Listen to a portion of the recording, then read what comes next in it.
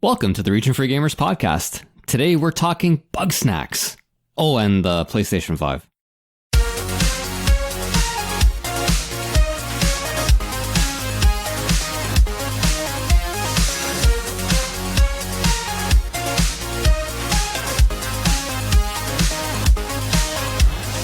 Welcome, ladies and gentlemen, back to the Region Free Gamers podcast, the podcast fluent in gaming. Today, we're doing our RFG Pocket episode. We're bringing you all the hot goss on the PS5. We're spilling all the tea, all the deets on Sony's newest console. As always, off the top of the show, I gotta, give a shout out to everybody for listening, always supporting, always hitting us up everywhere we go and telling us how much you love the show. Stop telling us. Tell other people. We appreciate the validation, but we want it to be spread around to those that don't know. Okay, but also please keep telling us. Yeah. Yes, please keep inflating our egos while you spread our message around the globe. I need to be able to look in the mirror without crying sometimes. Yeah, exactly. And if you can, leave us a review on iTunes or wherever you listen to podcasts. It truly is the best way to get our message across. I remember that at some point back, I don't know if I ever mentioned this on the podcast, but I told people that if they did leave us a review, I would come over to their house and be their friend. And immediately after that happened, we got a review from some guy that it was 5 stars and all it said was, "Please don't come to my house." That's my favorite one. I feel like I need to offer people something in order to get some reviews. I need to pimp myself out. So I will offer all of you one virtual hug. I'll make it a real world hug if you live close enough to me. But otherwise, I feel like I want to respect, the social distancing stuff. So virtual hugs for every review that I get. Or I won't, whatever your preference is, I want to leave it open to you. Much like going to their houses, he'll also refrain from hugging you if you leave us a review. Yes, I will do. I am open to your suggestions upon review. But I want to, as we do every episode, I want to introduce my lovely co-hosts that are sitting in with me for this discussion. First, I want to start with Paul out of the Yukon territories. How you doing, Paul? Great, guys. Then following up with that, we got our resident New Yorker, Anthony Arriaga. But yes, I love Canadian white bread, baby. This is the new Trader Joe's Discoveries. It's so flavorless and polite. And finally, our, international European correspondent, currently lacking a web camera, Geoff, how you doing? Hello, and that's Dutch for hello. Yes. That's as international as I'm getting today. Awesome, so much culture. There we go. There we go, guys. And the guy who introduced us, Mr. Arnaldo Perez. Oh, that's right. Yep. Oh, that guy. Cannot forget the heart, the soul. I consider myself a humble man, but I understand that I am the glue that keeps us all together. As decreed by a myself. virtual hug. So, guys, PS5 time. How we feeling? This is it, man. The future is now. I feel like my wallet will be a lot lighter sometime in the near future. It's going to be a rough year. I feel like this is a shining light in the darkness, if you will, of what has been 2020. The fact that we might get, the PS5 hopefully later this year. But if things continue to trend, I'm sure they will just burst into flames as soon as you open the disc tray. But for now, I am hopeful. I am hopeful of what is to come. And Sony just had a recent online event where they showed off a bunch of trailers. And we're looking forward to talking about that. I think what I want to start off with is obviously the console itself. I don't know. I mean, here's the thing is I think there's recency bias to this because I think this happens every generation cycle. But man, I don't know that I've ever been assaulted with more fake, leaked concept design, like more faked mock-ups, more faked console like appearances than the PS5. It's gone from looking like a Roomba to like, you know, some sort of obelisk from 2001: A Space Odyssey to now this. It's a product of the era, dude. Like, the fact that anybody has access now to decent graphical editing software that even an idiot like me can make stuff for our page and website and so on and so forth. Yeah. Everybody's just having a hand at it, and it's so easy to distribute all these images. Yeah, of course we're going to get inundated with insane-looking mock-ups. But that said, I don't know, man. I like the look of the system. I'm kind of tired of black boxes, personally. Yeah, yep. Yeah. We're no longer looking at a DVD player, right? Mm. Yeah. It's great. How do you I guess I want to ask Anthony too, how does he feel about the look of the thing? I'm sure we're going to get, you know, deeper into it as we go. Yeah. It's you know, it's funny cuz like of all the crazy concept stuff that was out there, they almost nailed it. Like, this thing is wild, man. And at first when I saw it, I was just like, I'm sitting there with my son and we're both watching the reveal and we're like, what the fuck is that? That like, it looked like they were trying too hard or something, you know? And then as you let that marinate for a little bit, you're kind of like, you know what? This is kind of cool looking. Like, all right, you know, like it definitely's got, you know, they definitely got everybody talking. Yeah. Jeff, I want to get your opinion on something too. And I know we're not going to talk about Xbox a lot. But you just, I think you sort of nailed what a lot of people have been thinking about this design, is that like, oh, finally it's not just another black box. Like, finally it's not another Blu-ray DVD player. I guess in terms of, I think Microsoft went with something a little more in that mold. Like, definitely not exactly the same, but all black, very sleek, like definitely fits in your home theater system, whereas Sony is like, we want people to know that like you have a PlayStation and it's not a router that you hid behind your television set. Yeah. Like, what do you prefer one over the other? You think they're both just as good, or? It's so hard to pick one because you've got one that's a product of its time, like you're saying. You've got this little kind of Echo Alexa looking machine that could go anywhere and anywhere in your house, and it will look like it's just another new piece of tech. And it's mighty powerful, in that little kind of rectangular sphere. But the PlayStation, I mean, for me personally, I'm going to struggle to hide it from my wife when I bring it home. It's like I can't say it's a dehumidifier or an aircon unit at all, because it's going to just produce heat. So I'm like, well, okay, it could go by the TV, but then she'll be like, well, what the hell is this? So I do have that concern. But all jokes aside, I think, and I see a lot of people, they like things to be in a very neat and tidy order. Yeah. And this PlayStation is going to throw a lot of people's feng shui out of whack. Yeah. Yeah. Whereas the Xbox is going to be like, it's going to, for a lot of people who have that need for things to fit in place, it's going to help. But is that going to readdress the 50 odd million unit sales difference from this generation? I don't think so. But for me personally, I like the look of the PlayStation 5. I like the look of the digital version more than the one with the disc drive. Just because it's more symmetrical. But I'm not. Yeah, I guess you guys called it right. It's one of those ideas that you used to see in magazines when PlayStation 2's coming, and they would look like a deep fat fryer, or they would look like a toaster oven or something, and you'd be like, yeah. But finally, they've actually followed through, and it is interesting. It's memorable. Yeah, and when was the last time you saw a car that looked like a box from the early 80s? You know what I mean? Like, we don't do that anymore. We have nice curved shapes, and they're more aesthetically pleasing. Yeah.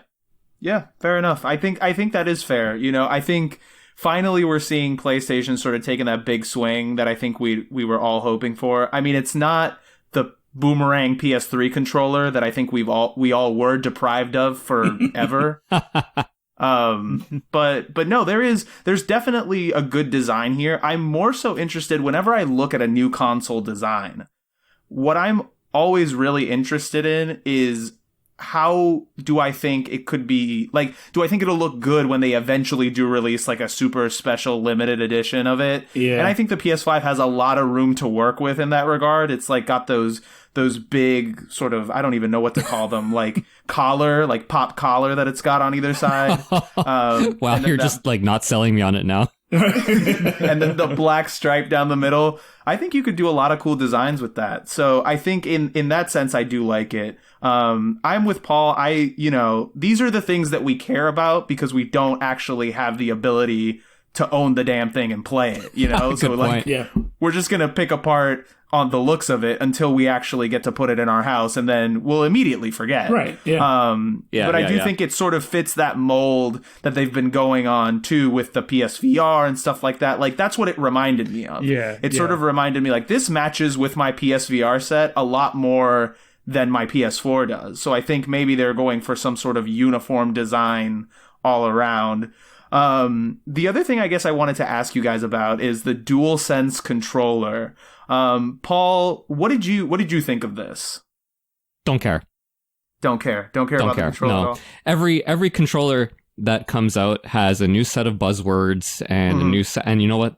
I push a button and the guy jumps. And it's been like that for 30 years. I know, like I'm wearing my old man pants right now, but like dude, have the Joy-Cons impressed you very much since they were released? I'll answer for you. The answer is no, they haven't. They're just another controller. So yeah, I just don't see how, until they hook up something to my brain and I can think the things, that I want the characters to do. Until that happens, I'm just pressing buttons. If you give me a motion controller, then I'm just going to get angry because I've been getting angry at motion controls ever since the Power Glove. That's not going to change. What about you don't like the fact that the bottom of the grip is all little tiny microscopic PlayStation symbols? That doesn't really get your gears going? Is that like supposed to improve grip or something? I have no idea. I just found out about this today because somebody wrote a whole article about it, and I was like, yeah, man, I guess like we really need this new console. Like these things that impress us now are just insane. I think the only thing that I found interesting about it was two things. One, that it's a dual tone controller, which PlayStation has never done. But I mean, stylistically, I just think it looks cool. It is really nice. Right. Yeah. And the other thing was the what am I thinking of here? Oh, the fact that they still have not done off-centered analog sticks. And this is just I've confirmed it for the rest of my life. They never will. They'll never do it. I just prefer them. I don't know about you guys, but I just think they should at some point just adopt that model. I don't understand I'm being like really negative on this episode, but like I don't understand what the desire is for the off-center analog sticks. Look, here's the thing. It just feels better in my hand. Look, you guys see my hands on the camera? My thumbs are in the exact same position on both hands. I don't have one thumb coming out of my index finger, right? So why on earth do I need off-centered analog sticks? Yeah. Fair enough. For me, like when I switch between my Switch Pro controller and my DualShock 4, it takes me probably a millisecond for my brain to adjust to the slight geometry difference. I don't care. I can play, I'm not like a pro gamer, but I can play a game with symmetrical analog or off-center. Like, I don't really have a problem with Sony not going down that route. I do feel that the design of the controller, it's a bit like the console itself. And when they had that final shot with the headphones, the controller and all that lined up, you see that they're going for a style across all the peripherals and the console, and it all fits, which is great. And at least this DualShock doesn't just look like the PS2, 3 and 4 DualShocks. At least it's doing something different. But at the end of the day, it's a controller with 2 analog sticks, with 4 face buttons and 4 shoulder buttons. Yeah. It's like, we're not, and this we're going to get into the games. There's nothing revolutionary here. It's just another console with another controller. I know I'm getting a bit negative as well because it looks cool. The people who are crazy spending $60-$80 on a new controller every 2 months are going to go crazy for this and do the exact same thing all over again. And good for them. Yeah. Right. But like, it's just it's a bit like the Xbox new controller. It's just another controller. They're good at what they do. End of. Yeah. I don't know. I guess I'm just mad at Paul for making fun of my uneven thumbs. My need to feel accepted in this world. Look, dude, it's not my fault you're a mutant. I just like to bitch, Paul. Like that's my podcasting superpower is my ability to complain about shit that no one cares about. I think while we're getting into the design, I think we do definitely need to talk about the biggest thing, right? Which is that Sony has decided that they're making two versions of this console. They're doing an all digital version and they're doing a disc version. I don't know about you guys. I like the idea. I think that it's fine. I think as we move closer to the dreaded all digital future that, we're all sort of distraught about, I guess. It makes sense that they'll, sort of offer you both and then eventually they'll just take one away and we'll, like the nice little piggies that we are, we'll just keep buying the new one, right? But I guess I want to get your guys' opinion on it in terms of which one will you be getting if you get one, and do you think that there is a point to doing separate consoles, or Sony should have just immediately jumped on all digital and just have us get used to it? Anthony, what do you think? To me, I'm still going to buy physical copies of games. Hold on a second. Apparently my cat is obsessed with Alexa right now, and it's annoying the shit out of me. My God, man. Keep this in. Anyway. So, to me, I'm definitely going to buy the physical, the disc-based PlayStation 5 for the simple fact that, like, to me, I'm still getting better deals on the physical copies of games when I want to buy them.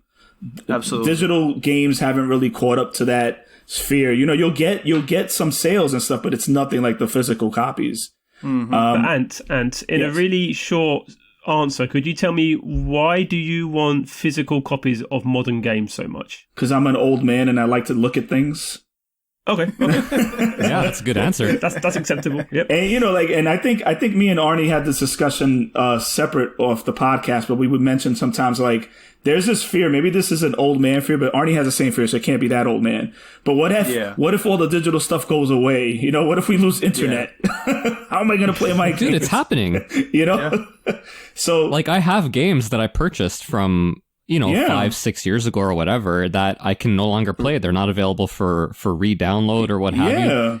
Scott Pilgrim for the PS3 people are talking about now because Streets of Rage of Rage 4 came out recently, so there's a lot of talk about old beat 'em ups and so on and so forth, and people are like, yeah, Scott Pilgrim was so good and nobody can play it anymore. Yeah, if you didn't it's things like that kind of like stick in the back of my head. But I like that they did. They're putting it out there. I mean, I feel like give it like 2 years or so, and that physical disc PS5 is going to be like super hard to find, super expensive on eBay. Everybody's going all digital by then, because it's really the younger generation that could care less about the current games being physical. A lot of like my kids, for example, they don't want any physical games. They want all these things digital, easily accessible. And I totally get it. But, we grew up in a different era. So to us, it's like, it's hard to let go. It's so hard to let go. Yeah.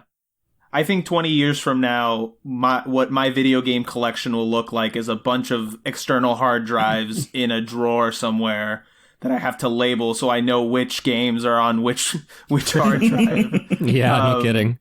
And so from an accessibility standpoint, I love it, right? Like give more people the opportunity to get into gaming, not have to deal with physical, shit like having to go to stores if you can't do that. But like Anthony said, I just don't trust any of these companies, like they've shown us time and time again that ultimately they don't mind like making their games unplayable once they become unprofitable. And so that to me will always be the ultimate argument to keep buying physical of the things that I know I need to have. But what about you, Geoff? Do you think you'll get the physical PS5 as well, or? I probably, if I get the PS5, but I will. Yeah, if you do get it. If you can sneak it into the apartment. Exactly. Yes. Somehow. This is yet another step towards, I think, we're on the long road towards cloud gaming. Yeah. You're talking about having hard drives in the future. In the future, where we're going, we won't need hard drives. I honestly think that. If you could give me a rock steady internet connection, give me a little base computer and go, you just need this for the next 40 years and you can play whatever comes out as long as you have a subscription, I'll be like, sweet, this is it. I don't need to keep thinking and worrying about where am I going to store this stuff? What am I going to do with it? What number PlayStation am I going to get to? So I think that part of this is a company like Sony and Microsoft wouldn't want, I don't know how far they want to go down that route, because I think that we have already got the tech for it. Maybe we don't have the infrastructure for it.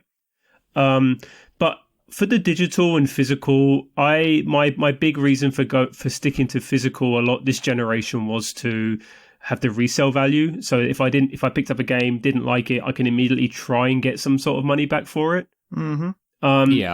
As mentioned in the previous podcast, I just recently got a PC that is capable of playing most modern games. I don't think Cyberpunk will run too well on it, but most other games do. And it's fantastic to suddenly have just this unbelievable library of games open to me. Yeah. And I do know that, Paul mentioned it. One train of thought is, if I buy Half-Life 2 today, I have access to this game as long as I have a way of getting to Steam for the rest of potentially, as long as Steam doesn't go bankrupt and what have you. As long as the industry stays afloat, it will probably be there. But at the same time, what we're seeing, currently I'm looking at the date, it's the 14th of June. We are looking at potential areas of the media who are starting to edit and change what I grew up with. And we're already seeing Disney do that on Disney Plus. What's to stop a company from changing what they decided to do with a game 20 years later to fit the current narrative of what society expects? And suddenly you can no longer play the game that because there's games that you can play from the 80s and 90s that probably do have a lot of stereotypes that you shouldn't, that we wouldn't do today. But we've got the cart, you can stick it in an NES or a Sega Master System and you can prove it. But where does going all digital mean? So who's really got control? Right.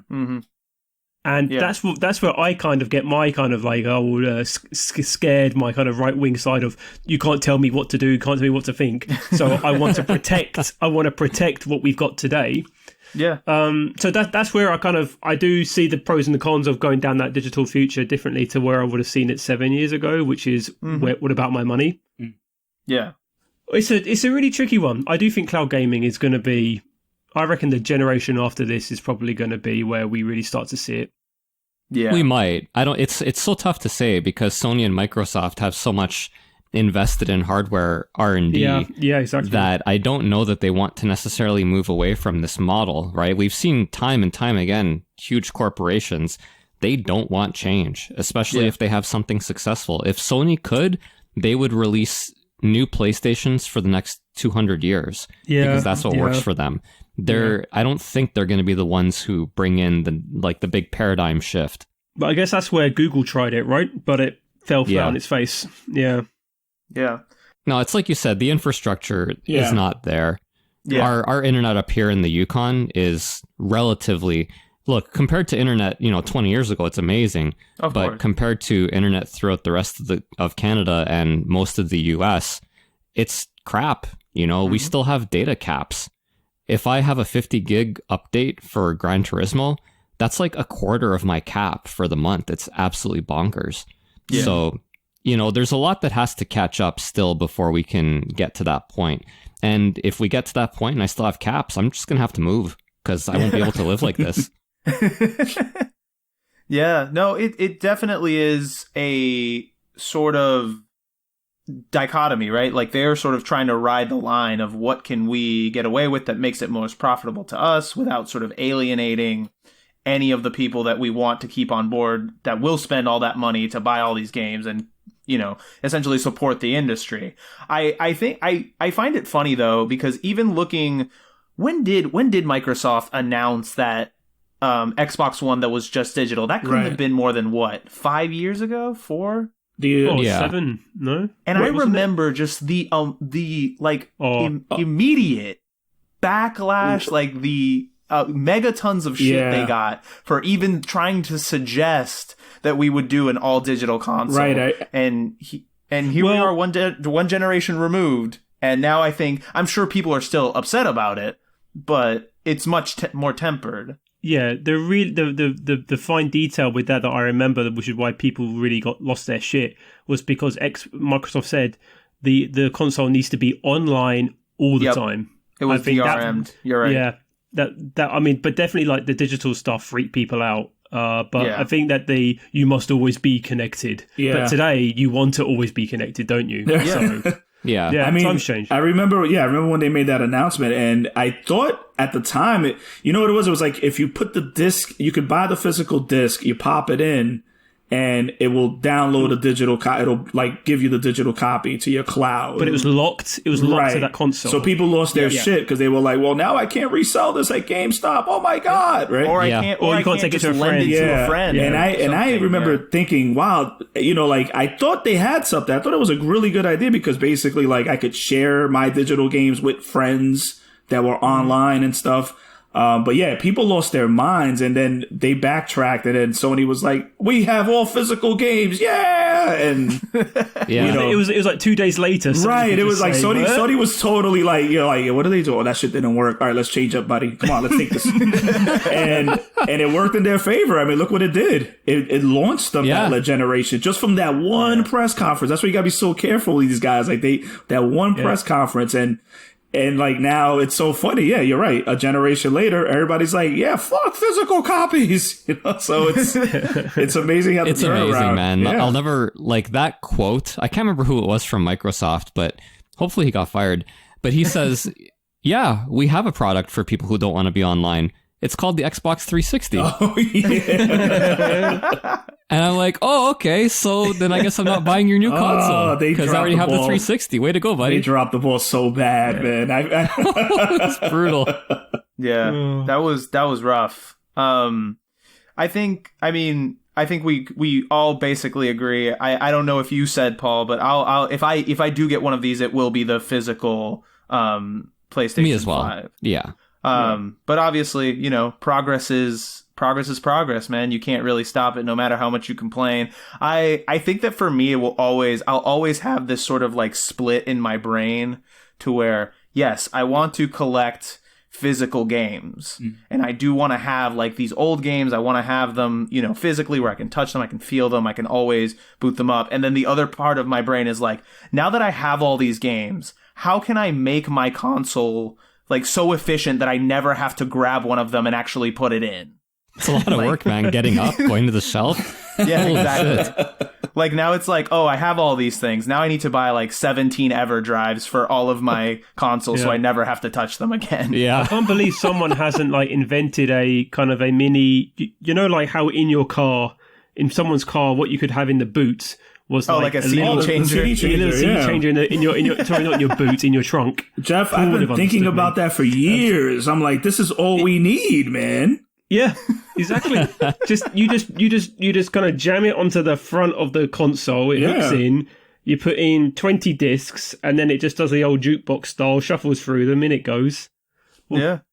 I will say, just to wrap up on this particular discussion, I've been very light on digital stuff, and I think especially now, having to be at home for this long, I've gotten a lot more into it. But even in the short time that I've been doing it, like whenever I click on a game on my PS4 a dashboard and it says like please insert disc, I'm immediately furious. I'm so angry. So I think I've you insert the disc. Yeah, I was like, what? How dare you talk back to me like that? So moving on from that, I think the last thing we'll do before we take a little bit of a break and then talk about the games is I want to talk real quick about price and backwards compatibility, which I think after this presentation are like the two big question marks on the PS5. Sony, I think, did a really good job at introducing almost everything except what arguably for some people might be the two most important things. I've seen estimates on this thing that say $500 is probably where it's going to land. Some people go as high as $600. I guess what I want to ask, and I want to start with you, Geoff, is, obviously the optimal price is free, but is there a price that Sony could put on this that would keep you from buying it at all? Yeah, I think the $600 would just put me off for quite a long time. Okay. 500. I mean, when I think once again about this PC I picked up, which was about $700. If I look at what this PlayStation can push out for $500, that's a bargain. Mm-hmm. I really do think that's a bargain.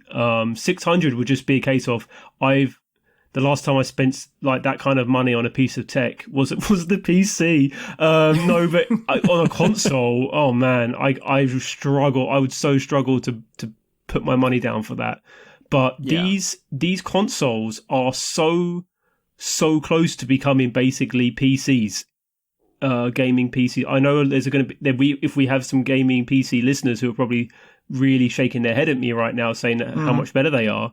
But I think $500 would be a steal at launch. Okay. What about you, Paul?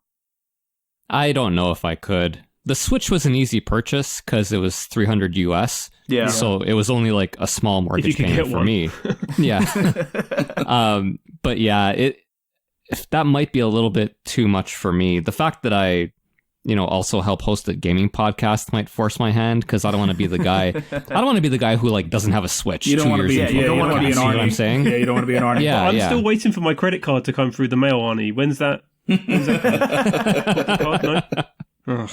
The application was sent in. I haven't heard back yet, but I'm sure. Right. I'm sure with our giant revenues, they'll have no choice but to approve us for some like secured credit card with like a limit of $200. So yeah, when you combine the price with the historical problem of first gen, first run consoles kind of crapping out, and then they start fixing them as they go on, I might not get it at launch. We'll see. I don't know. It's tough. Look, realistically, I'll watch a couple of like trailers and I'll talk to you guys and I'll be like PS5 and I'll pre-order it and we're good to go. That's the realistic scenario. But right now, the less excited, prudent me is like $500. I don't know about that. Yeah. Yeah. What about you, Anthony? Are you day one on PS5 right now? Man, I'm such a whore. Yeah, I'll get it day one, man. Only because I can't look my kids in the eye and not have this thing, But they'll just... What kind of dad are you? They're just going to be like, thanks, Dad, for nothing. But but the thing is that I was actually talking to my son about this last night about the pricing, because I don't know if you guys saw, but PlayAsia listed it as a pre-order for like $700. Obviously, that's a reach, right? But they have it up for $700. I'm just going off of like right now how the current gen consoles are. The PlayStation Pro is still at $400. They haven't dropped the price on that yet. So to me, either they drop the price down and they kind of scale it like $100, or you're looking at a $400 PlayStation Pro, a $500 discless PS5, and then a $600 PS5 with the disc. That's a good point. Microsoft right now, you can get the Xbox One X for $300. So they have that $100 bumper right there, which they might do the same thing, but you're still coming in at a spec'd out Xbox X at $500. So that $100 difference, as we've seen in the past, could be the difference, a huge difference. It could. It could. It seems almost silly to think so, given how poorly Microsoft has done this past generation, right? Like $100, I'll stick with the PlayStation because I know I'm going to get the games no matter what. But historically, that's not what's happened, right? $100 actually does make a huge difference.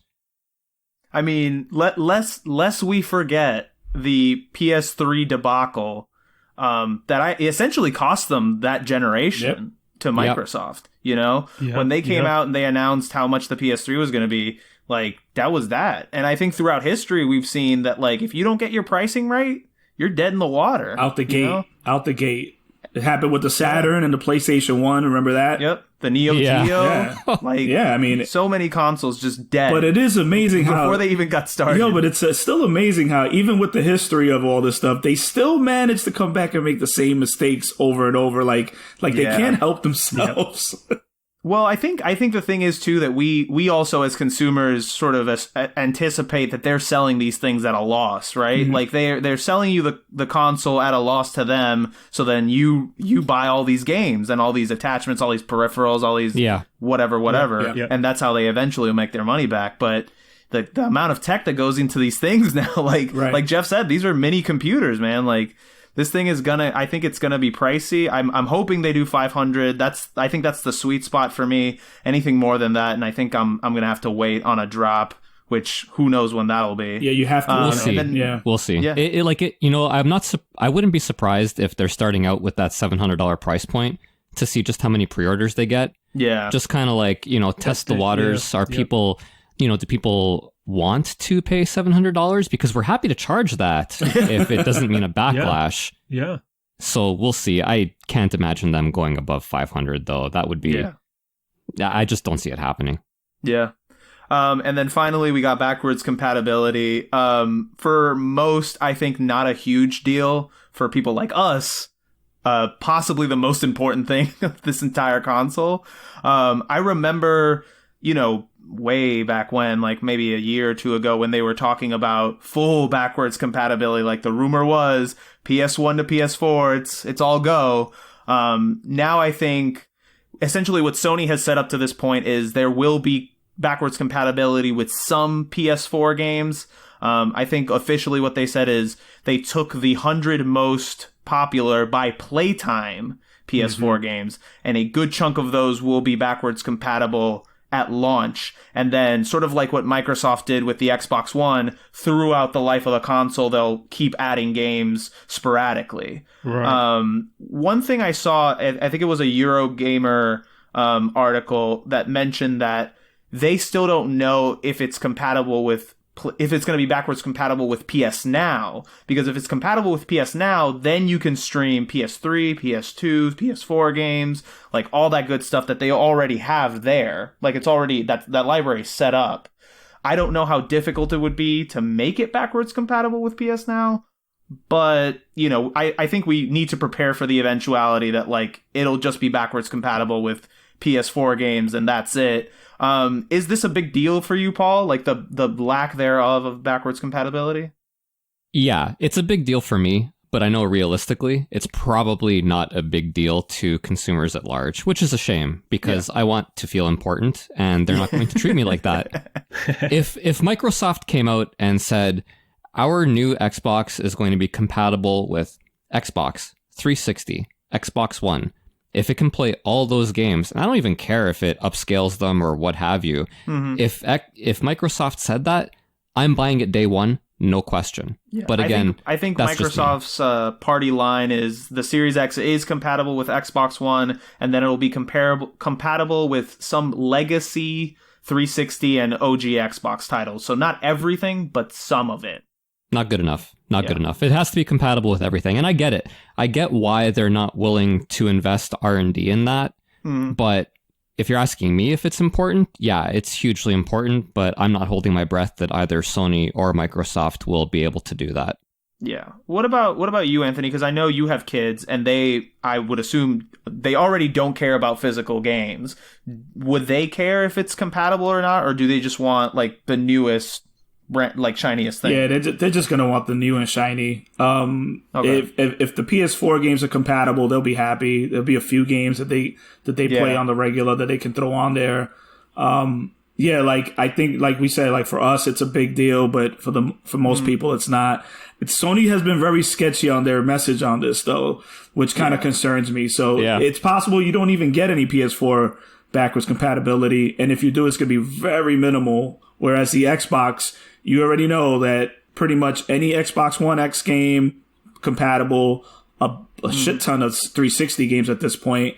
And just the fact that I really did appreciate that they were actually doing Xbox games on the Xbox One, because no other company really does that. So just the fact that they were even starting that, but out the gate, they said they're going to have at least 1,000+ games that you can play on the console that are backwards compatible. So I think that's a better message, and they clearly they learned from the last round. Like this a direct message. Here's the message. We're doing this, and that's it. Sony's still up in the air. A lot of questions, really. It's unfortunate that they can't actually put a dollar value on goodwill, because that's what it comes down to, right? Yeah. There's no profit for them in making original Xbox games playable. Nobody's buying them anymore. They're not making any more money from them. Yep. But they are getting goodwill. How much is that worth? I don't know. Who knows? Yeah. Why don't you close us out with your thoughts on backwards compatibility, Geoff? Oh, my opinion on backwards compatibility has definitely changed over the years. I was very disappointed with the PS4, with what that did. I have a huge PS3 collection, or what I consider huge. It's probably about 30 games still. Yeah. That I would love to have not needed to have a PS3 plugged in at any one moment. But have I really missed out by not being bothered to boot up my PS3 to play a game? No, I don't feel like it's been detrimental to my gaming life. I've had a lot of good games to play on the PS4. The way I view it now, I think it is all about, I think I agree with him. A lot of it is about goodwill. I don't think they're necessarily bothered. I don't know, and I don't think they necessarily really need to.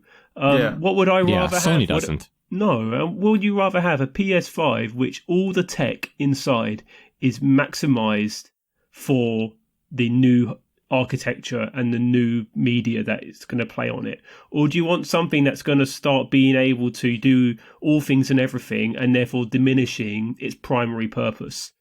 I would rather have something that is going to do the best at what it does, rather than an amalgamation of a lot of things. And I think I don't know what it takes to make a disk drive be able to read different formats and be able to turn them into being able to play the game. I don't know what tech and what software is needed inside a console to do that. Yeah. So I'm not going to say it's easy, just make it backwards compatible. It's I don't know if it's as easy as that. What I would love to have is the streaming of old games, select classics of old games, have them easy to stream, and have PS4 top 100, which is a lot of games, and PS5, and I'd be fine with that. I honestly don't want to have a 1 terabyte hard drive filled with a load of old games, because the new games are going to take up an unbelievable amount of storage. Oh yeah. It's just, I've got all these games, I've not got, it's a bit like money and time, isn't it? You got all the money but no time. This time you're going to have all the games but no storage. Yeah. So it's well, give me more storage. It's going to get filled up with 200 gigabyte of Spider-Man. Okay, great, thanks. So this is, whereas asked me 5 years ago, I would have been I can't believe it's not backwards. Just do it, because I've got a ridiculous collection that I want to play it whenever I want. But it's man, it's not about you. It's not about you. It's about the next generation of gamers, and they don't give a shit. But I want it to be about me so bad. I know. It's been about me for so long, Geoff. You can't just expect me to. You're still young, Arnie. You're still young. I wonder how much of this has to do with Microsoft not having a lot of first-party games this generation as opposed to Sony. They're like, we got IPs. Psh, we don't care. We're coming out with sequels to these IPs. You don't want to play anything last gen once you see this thing. I don't know, man. I wonder how much Sony regrets making that PS2 backwards compatible. It's really come back to haunt them, I think, in their later years, when they just don't care about it as much anymore. But ultimately, I think ultimately Geoff's right. I want it to be as backwards compatible as possible, but if it's not, that's not a deal breaker for me. I'll stomp my feet and I'll bitch and moan about it, but I'll still put I'll still hand them my credit card at the door and walk out with a smile on my face. Exactly. But yeah, now that we've sort of got the rundown on what we know about the PS5, we're going to take a little break right here. We're going to come back and we're actually going to talk about some of the games that they showed off.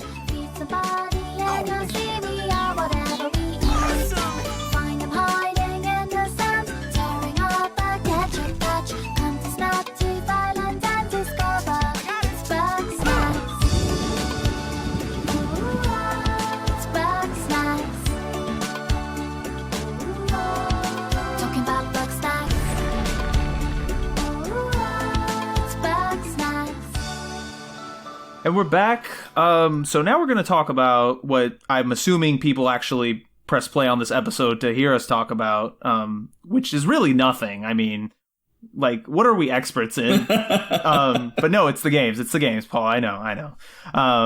So Sony had this reveal event, which I was really impressed by just the sheer amount of stuff, like game-wise, that they were able to pump out in front of us. Like, I was thinking maybe 4 or 5 sort of trailers. They had, I want to say, like 15 different trailers that they were ready to go. And they've already announced other sort of launch games that they're working on.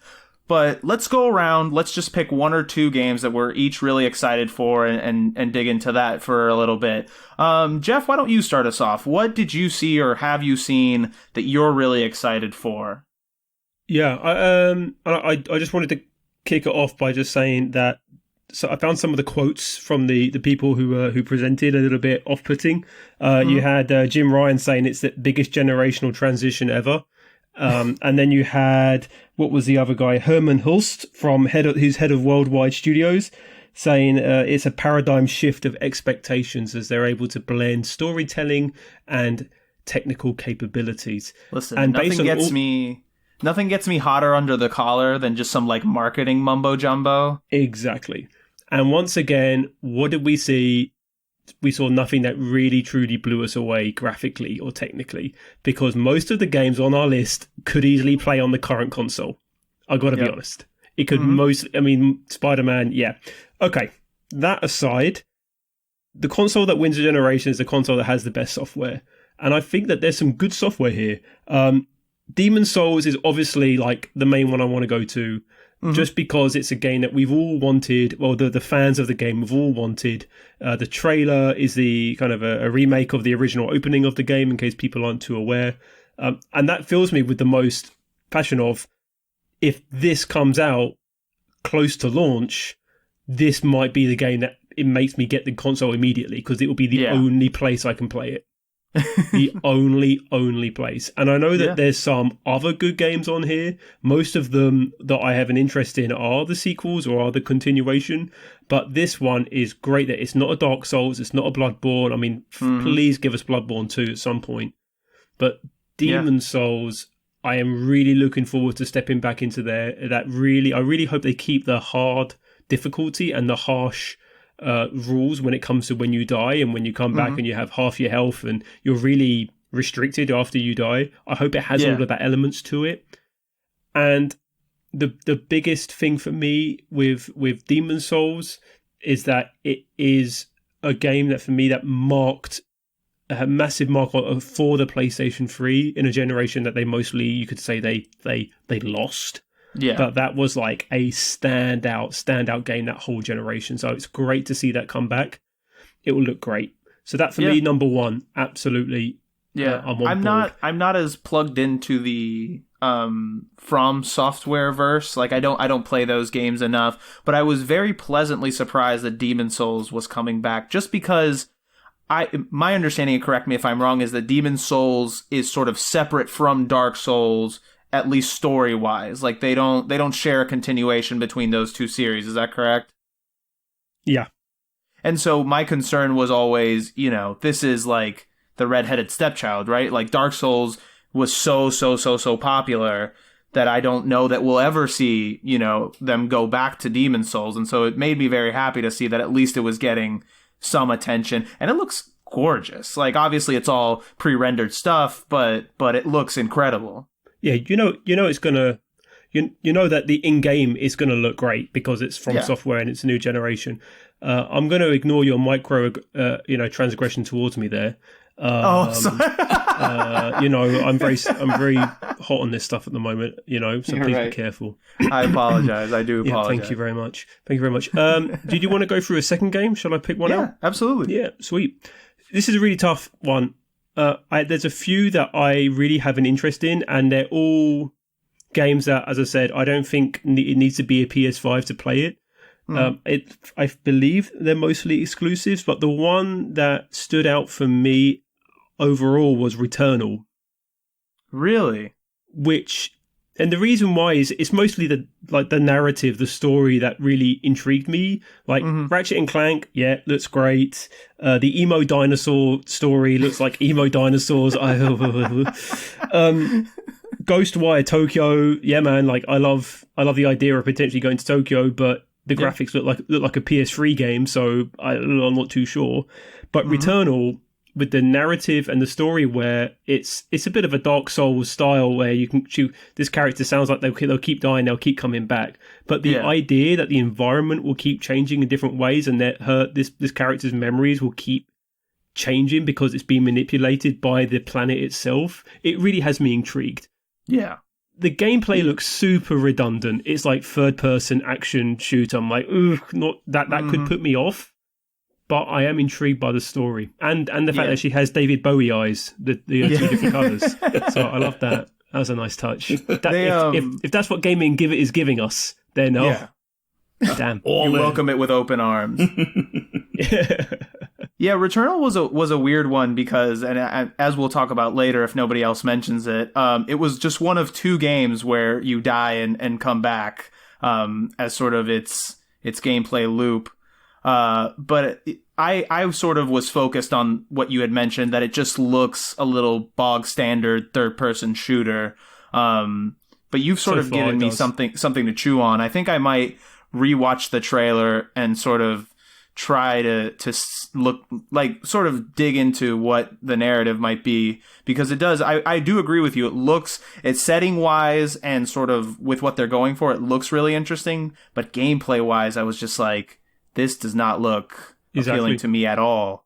And this is another thing, and I'll put on my old man jumper, shoes, sweatpants, all of it. Did any of the gameplay really, really stand out? It's the same games we've been playing, just they look better and they load quicker. Sorry, complaining over. All right.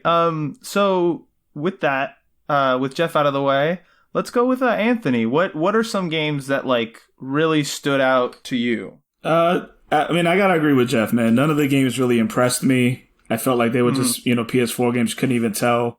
I was a little like when they revealed the Spider-Man Miles Morales. I was kind of like, something's up here. This can't possibly be a full game, right? And nothing was said about it. They made it seem like, oh, this is a full game. Yeah, cool. And I'm like, okay, cool, but not really excited. Kind of too soon in a way. Fine. Then you come to find out 24 hours later, they're like, oh yeah, that's just a remastered expansion pack. So then I'm like, you freaking good. That's the oop. Like, nah, man. Yeah. They try to juke you on that one. Yeah, that's what Sony does, man. They did that. They kind of do that every once in a while. I saw Demon Souls and I thought about you guys right away. I said, Geoff, Ozzy, they're excited. They got to be hyped about this right now. So I was happy for you guys, but I'm with Arnie. I'm okay. Whatever. I'll play it. I might play it, but it's all good. It was cool to see Gran Turismo 7, but again, not exciting. They kind of like, I think they won in terms of like, at least they told you what games are coming. Microsoft hasn't really gotten that message out. So like Ratchet and Clank, cool. I'll play it. A lot of these other games like Returnal, I felt like I looked at my son and I'm like, is Kojima in charge of everything right now? Because every game seems weird right now. So they got games out there. It's just it just didn't really get excited though. There was nothing that had me just super hyped. And I don't know if that's just now, like going forward in life, like when these consoles come out, if I'm just not going to be excited. But like you said before, Arnie, I'm not going to get excited till I have the console in my hand anyway. Yeah. But these games didn't really do anything. It just kind of at least gave everyone, like Sony put a message out there that they have these games and you're only going to be able to play them here. So you might want to get one of our consoles. And I think that's the best part that came out of those game releases, the list of games, that it just kind of just took a lot of shift away and attention from Microsoft. So in that regard, yes. Now what they're going to have on launch day, that's up in the air still. Like I said, launch window versus launch day, two different things. And I hate that because I hate how they don't really tell you that stuff. because I don't care if Spider-Man's coming out in December. Your console's coming out in probably November. So what am I playing day one? So that's kind of where I'm at. It was cool. It was, like I said, it was cool. The games they were releasing, I was like, man, they're really throwing these names out there, these IPs. Like, shit, you can't get these anywhere. But at the end of the day, I'm still left with like, okay, but what's got me hyped? What's that system seller day one? Yeah. It's funny that you mentioned Kojima, because what was that one, Pragmata or whatever that was called? Yeah. I was like, this is essentially. I was like, this has to be like a Kojima game. It wasn't. I thought it was a sequel. It made zero sense. I was like, where's the baby? Where's the baby? But yeah, no, I think I'm with both of you guys in the sense that, like, I saw the trailers and I was like, this looks cool. But it wasn't something that I was like, oh, I'm definitely getting a PS5 like day one right now. I gotta say, I do have to admit that Ratchet and Clank really got me. Like, I was like, that was the one I was least excited about. And when I saw the gameplay footage of it, I was like, this looks so nice. It was like a nostalgic kick. Yeah, it really was. What I think the Ratchet and Clank video did above all others, and it was because they got a bit of an intro. It really showed the potential of the speed that the PlayStation's going to run at, and how environments can shift immediately, and there's going to be no loading between worlds. Right. Like how that's what they're saying. How it works, obviously, if it works is another thing altogether. But at least the demo gave you an idea of what the console could do. Mm-hmm. So I appreciated that, but I'm not a Ratchet and Clank gamer, so I was like, okay, cool, and that makes sense. But technically, is where I think it potentially it had me interested. Yeah, and I mean, it on my end at least, there's a lot of games on here that I do want to talk about. I mean, Bug Snacks is like 10 out of 10 please. Game of the year right now. Easily. Like, the guy, he's got wiener arms, wiener hands, and what is it? Something that's on fire? I was like, there's more to this game. There's got to be this. I know they're hiding something. I feel like there's going to be like some dark undertone to this entire thing. I am glad. I will say I will make fun of Bug Snacks and stuff like that, but I'm glad that it's not all sort of grim dark shooter action horror stuff. And that's how I'm going to segue into Resident Evil 8, which I was surprised that Geoff did not mention. We know nothing about it except for the fact that apparently Chris Redfield is in it, and he murders doesn't look people. like Chris Redfield. I was like, if he had not said Chris, I would not have known who that was. Exactly. I'll be honest, Arnie. I was watching that kind of going, another PS3 4 looking game. It's Resident Evil. Okay, cool. You sell out. Such a sellout, Geoff. I'll be honest, that's exactly how it played out for me. But I think the other game, the one that I can say like, oh wow, this is like something that I'm actually really interested in. I gotta say, I think it might be Stray. For as little as I know about it, just what they showed got me interested enough. The fact that it seems like you play like a cat. There's no humans in this world, but it's somewhere in the future. Like, something about it gave me, I don't know why, it gave me a sort of like Eco or Last Guardian sort of vibe. That sense of like exploring a world and like just being like this little tiny part of something much bigger than yourself. So that was a big one for me. It was a great trailer to kind of get your imagination going. Right, yeah. Okay, I've never been a cat in a game apart from Gato Roboto, whatever that game was, which is fun.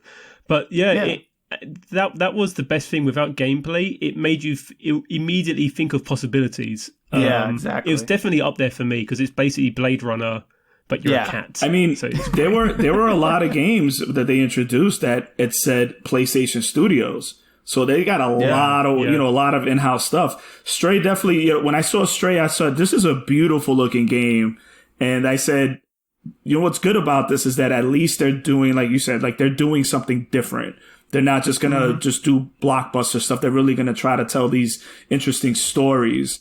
But Deathloop, I really loved. I love the whole style of Deathloop. That was the one I wanted to talk about too. Yeah, because I think the way they set it up, it sort of gives me a really big BioShock vibe. but they tried to sort of frame it around it being like a grindhouse movie, which I love. It reminded me of House of the Dead, Project Overkill, like that style. Like, I love that. And I know that's not going to be an exclusive, but still, it was nice to see that this is coming. So that was a game that kind of, if anything, I'm interested in that game. But I know that's, it's not going to make me buy a PS5 to play it, though. But yeah, some quick hits. I mean, Kenna, Bridge of Spirits, I have no idea, but it looks interesting. They showed a little bit of gameplay of that, and that looked interesting enough that I'm gonna keep my eyes out for it when it finally does launch. I think before we go, I think that, I don't know about you guys, but in this whole ether of like everybody talking about all the games that showed up, the one I keep hearing about over and over again is Solar Ash. Solar Ash. Yes. I saw the trailer. I don't get it. I'm not super interested in it. It looks beautiful. Have you played Hyper Light Drifter? Have you played I have not. The previous game? I have not. Okay. I know that this is the same studio. I've seen gameplay of Hyper Light, and it also looks gorgeous. It's beautiful, but I don't know. Have you played Hyper Light? It's one of the best. It's one of the best indie games I've ever played. It's stunning. It's a beautiful. So are you in on Solar Ash? Like, are you interested in it? You don't want studios to keep making the same thing over and over again. It did disappoint me that it's gone fully 3D rather than, because like the 16-bit sprite art was just beautiful. Yeah. And I love the environment. So I have faith that the team can build something that you can connect with. It's just a case of, are we going to lose are they going to lose some of the kind of the tight gameplay that they had with Hyperlight by having a 3D environment? We'll see. We'll see if that team can pull it off. But I'm really interested. Really interested. Yeah. I think, in all this discussion, I think the ultimate takeaway from me was, I am very excited for this next generation of consoles. This always happens to me. I always sort of just get in a groove with whatever generation we're in, and I'm like, it can't get any better than this, Like I don't need to switch to the next. What more could I possibly want, right? And then I watch a couple trailers, and I'm like throwing my PS4 in the garbage and like lighting it on fire. I finished watching this, and I just looked at my son, and I'm like, ugh, this old ass Xbox One and PS4, it's so outdated right now. Yeah. Yeah. It's exactly what happened. It happens every single time. And I think the effect is being dulled somewhat by the fact that, like Geoff was pointing out, I think that we've sort of hit a plateau graphically as to what games can do. Like these machines, this is not, Atari to Nintendo or Nintendo to Super Nintendo or anything like that. Like those big leaps like that, I think are just done until we get like a fully immersive virtual reality experience. I think the most we can hope for, I think the most we can hope for is like an interesting game experience with some cool mechanics that, that we can enjoy. And I think that in what they were able to do, Sony showed some flashes of that. They showed that like there's definitely stuff here that you have not experienced before. At least we want to make you think that you haven't experienced it before with this nice little trailer. We'll see. But since it's coming out in November, I gotta think, they've gotta have something more that they're just not showing yet, right? Like 5 months out, you gotta think they've gotta have something more concrete for some of these games that they're just gonna drip feed us over the next 2 or 3 months. Well, can I ask you guys, what were your thoughts and what were your thoughts at the time and your subsequent thoughts on when the very first thing you saw was GTA 5? Oh my! Were you like, oh no, where are we going? Or like, and how were you? How were you and your boys like? Oh, man. Like, what the hell? We were confused because we were just sitting there like, what's happening here? Like, I thought I clicked on the wrong conference or something, and and I'm watching. It's like this isn't 7 years old, is it? And this is live. We're sitting there, and I'm just kind of like, we just looked at each other like, okay, and like, so is this? When I saw that, I thought, okay, so they're really setting the bar low here. They're basically saying, don't expect too much, guys. Here's the same game again. And and I felt like that and you know what, now that you bring that up, Geoff, that might be why I just looked at everything else, every other game release as nothing impressive. Because they started with a game I've been playing for 8 years, and I'm just kind of like, so okay, more of the same. Got it. Yeah. I gotta say, like, I really, really hope that this doesn't become a model to emulate, right? Like, I'm concerned about it because I see it with stuff like Skyrim and GTA 5, where essentially creators create a game that is popular enough that people will still play it, will still buy it, and it just keeps making them money. And ultimately, it sort of stops them, I think, to a certain extent, or at least slows down their eventual creation of, like, new things, new experiences, new games that we're interested in playing, because enough people are still playing GTA Online that Rockstar is like, absolutely, we're going to port this to PS5. Money talks. Probably going to sell 2 million copies and make us another truckload of money, you know? Right. Exactly. And I just really hope that this doesn't become normalized. You know, as much as I hate yearly sequels, like as much as Assassin's Creed sort of drove that into the ground, I would prefer that, and maybe every once 3 or 4 years get a good game, than just have a game that sticks around for now 3 console generations. I think somebody put up a meme, and it was like the Grand Theft Auto games for, like, you know, from whatever to from 2001 to 2000. Oh yeah, and it was like all the games, and it says from 2008 to 2020. It's just like one, you know, just one game, or 2013.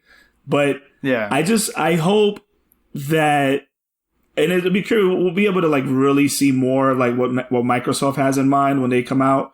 I wonder if they're just gonna come out with their Xbox X, and it's a lid, and they take it off, and it's just like beautifully designed system. Like they just like, got you, motherfuckers. But I hope, honestly, every year I just hope that Microsoft reveals that giant X that like was the original prototype for the Xbox, and they're like, this is it, we finally made it. We did it, people. But it's going to be interesting to see like what games they come out with, you know, a lot of those independent studios, because they really got to come out like no launch window, like day one. They have to have some really exclusive titles on their consoles, because if they don't, people are just going to wait. Even if Sony just drops what game, even if they just launched a Gran Turismo 7, they're good for a minute. And if Microsoft doesn't come out with something that day one, people are just going to wait till Sony comes out with more games before they get that console, rather than get an Xbox X. So when you look at, I mean, we did an episode on the Dreamcast, and we have done it on other occasions where we've looked at launch titles of consoles, and it's very, I don't have a list right in front of me, but it's very rare that at launch you get like some of the console's greatest games at launch. Yeah, it's very rare you're going to get that. You'll get your standard next, you know, your next Ridge Racer, just showing my age here, your next Ridge Racer, or your next whatever. I think the Switch was Zelda at launch. Right. But that was because it's already been in development for the Wii U and et cetera, et cetera. So it's a really tricky one. I mean, they could have easily have just asked, look, they could have said to Naughty Dog, they could have said to Rockstar, could you just just create a logo for a new game? Kind of like what Nintendo did with Metroid. Just put up a new logo so people get hyped. So that people think, good, I'm going to get a new GTA. Good, I'm going to get a new this. I'm going to get a new that. But they were like, no. We're going to give you what we know. And my concern is what we now know is quite underwhelming stuff, where actually there's games on the PS4 like Ghost of Tsushima, which looks much better than what they were just showing. Yeah. Obviously, there's even Resident Evil 8 didn't look all that good, but obviously Capcom, Resident Evil 2 and 3, the remakes, look stunning. So you know 8 is going to look stunning. You know it will. Yeah. So that's where I'm like, you know, I'm constantly at war with myself as I'm talking through it, where it's like, man, those videos weren't great, but knowing those studios, they are going to look fantastic. But I think to an average person, they're not thinking of the studios. They're just looking at that stream and they're looking at like, okay, well, these are the games that are coming out. Okay, whatever. Yeah. But I think that it's gonna. I think this generation, at least in the pockets come November for these consoles, we're gonna see, is it gonna be style over substance, or is it gonna be substance across the board? Because Sony came out firing with style. Yeah. But we know that Microsoft's got a lot of substance waiting. Like they might be simple in their design, but you know that thing's going to be powerful. But let's see how it all comes. Let's see what happens though in November. We're just going to have to see what they announce, because you can have one without the other, but you got to have the games. And that's what it's really going to. Yeah, absolutely. Yeah. That's what it ultimately comes down to, is that software, man. And Sony has had for several generations now. They have the exclusives, like they have built it. They've always got them in their back pocket. They're always ready to whip them out whenever Microsoft seems to be getting ready to do something big. One of those things as well, like jumping around Steam lately, I can see a load of Microsoft exclusive games on there. Yeah. So it's like, I'm thinking, man, if I just stick with PlayStation and keep my PC, I'm done. I'm sorted. Yeah, you're good for the most part. But I think that's part of Microsoft's plan. In a way, I feel like that's part of Microsoft's plan. They want to win they want to like spread their wealth in a way. So if it's on a PC or on a console itself, they're still, you got the crossplay. They're still getting stuff, this and that. But but. I mean, I want to see both consoles succeed. I really want both of them to be just so good. And I want them to just have these like, if Microsoft announced today, Halo is going to be available day one. It's personally, that's great, but it's still not enough to get me excited. I need more. Okay. Yeah. Microsoft, I think, needs to do better in just, the things we've always talked about, is securing these exclusives that people want to play. I think they need to take bigger risks. I think they need to sort of, I'll put it this way: for as much shit as I was giving Solar Ash, and I do think it looks interesting, I'm just not sure that I want to play it. It does make me happy to see that a studio that made something like Hyper Light Drifter is now sort of being given that platform on a PS5 reveal stream to be like, this is the next project. Awesome. Yeah, that's so cool. Yeah. It's, for as much as I love Capcom, I love Konami, I love, name them, right?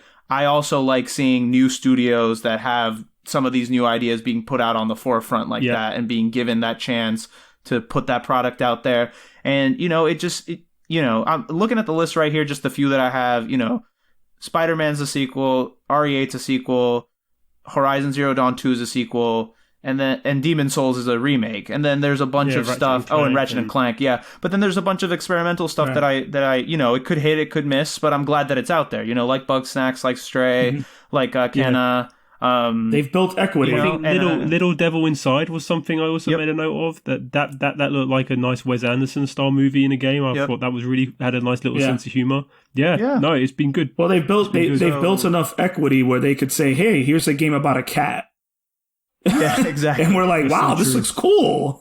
So I think Sony's realizing, and I think a lot of game companies need to realize this, that like, as consumers, as gamers, like, we're not just going to shy away from the first thing that's different. Some people will, but I think the more willing you are to open up those lanes to new developers, new creators, new voices, the more you're going to see more people come into the hobby and pick it up, because obviously if it was all the same 5 developers doing the same 5 games over and over again, then you're going to whittle down your audience to the 5 people that like those 5 games a lot, which is why the Grand Theft Auto 5 thing just disappointed me right off the bat. But I think they recovered from that. Yeah, they did. I think so. Yeah, by the end, you'd almost forgotten about it. I found I had, but at the beginning, I mean, I guess that one of the fundamental questions, and this isn't to you guys, but just something to throw out there.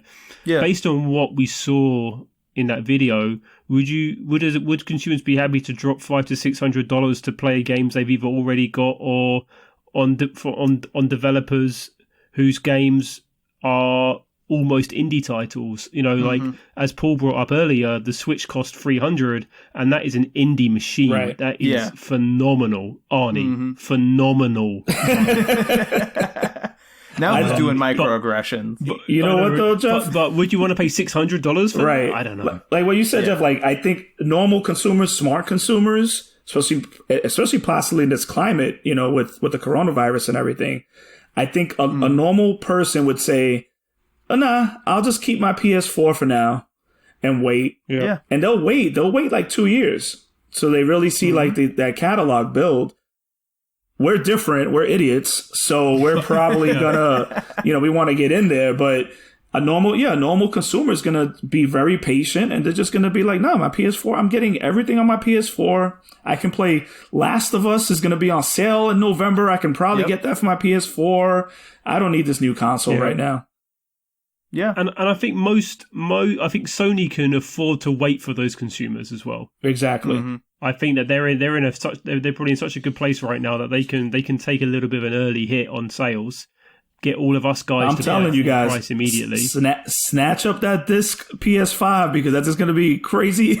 It's going to be like that hard to find. Top tip. Oh man, people are going to be clamoring for that in like 2 years. Yeah, I could see it. I guess the last thing I want to leave us on is a high note for me. Astro's Playroom is the pack-in title for the PS5, and that just makes me smile, man. I love Astrobot. I'm glad that we're getting, you know, something. It's weird. I think it's a little different. I would have expected Sony to go with maybe something more recognizable per se, because Astrobot was a PSVR exclusive. Like, it's not like, you know, I don't necessarily think people are like, whoa, it's Astro, like, oh, fuck yeah, dude. You know, like, yeah. But it's a nice little game. I'm hoping that it's fun. And I don't know. What do you guys think? What would you guys have made the pack in out of everything that we saw? And don't say GTA 5. No, well, I would say I go for I would go for being British and knowing the episode we did recently. I'd have to go for Sackboy. Throw that in. Medium Molecule. I think that would be a lovely one because it's multiplayer. Or were you going to say that one? Well, yeah, no. I'm going to get back to that because that was another discussion I had with the boys earlier. Yeah.